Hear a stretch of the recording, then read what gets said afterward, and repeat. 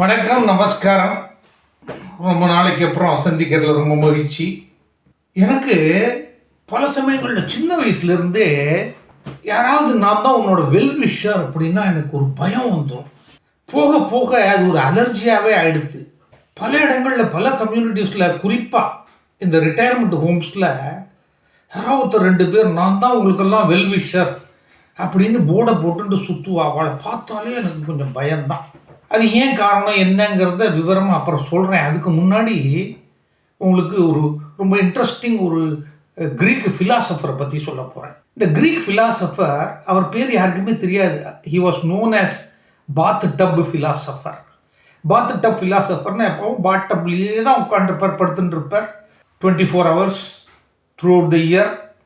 அவரோட லெக்சர்ஸ் வேணும்னு விரும்பி கேட்குறவா வந்து உட்காந்துட்டு சுற்றி உட்காந்து கேட்பா போவா. ஆனால் அந்த பாட்டப்பை விட்டு அவர் வாழ்க்கையில் வெளியில் வந்ததே இல்லை. ஒரு நாளைக்கு ராஜாவோட மெசஞ்சர் வந்தான். வந்துட்டு பாட்டப் ஃபிலாசபரை பார்த்து, ராஜா உங்களை பார்க்கணுங்கிறார்.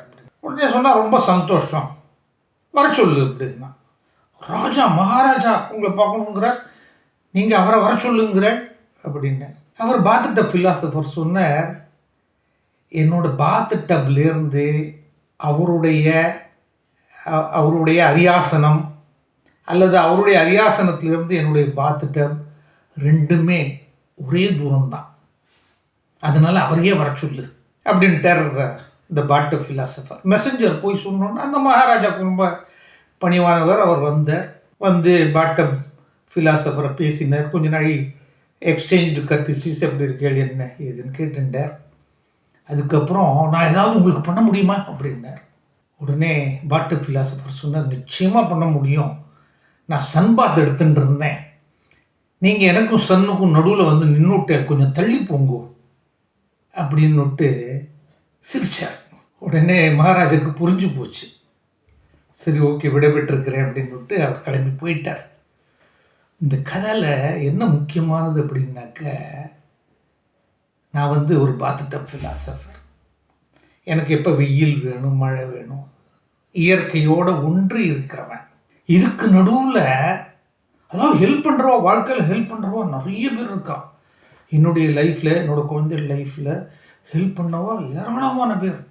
அவளுக்கெல்லாம் எப்போவும் நன்றியோடு இருக்கணும். அவளை பற்றி நான் சொல்லலை. இப்போது எதுவுமே பண்ணாமல் ஒரு வாயில் ஒரு சிரிப்பு கூட பார்த்ததே இல்லை காலாங்காலமாக. ஆனால் அவர் இல்லை அவள் ஐ எம் யுவர் வெல்விஷர் அப்படின்னா பயம் வருமா வராதா? அதைத்தான் சொல்கிறேன். பாட் டப் ஃபிலாசபர் மாதிரி இருக்கணும். கொஞ்சம் தள்ளிக்கோங்க.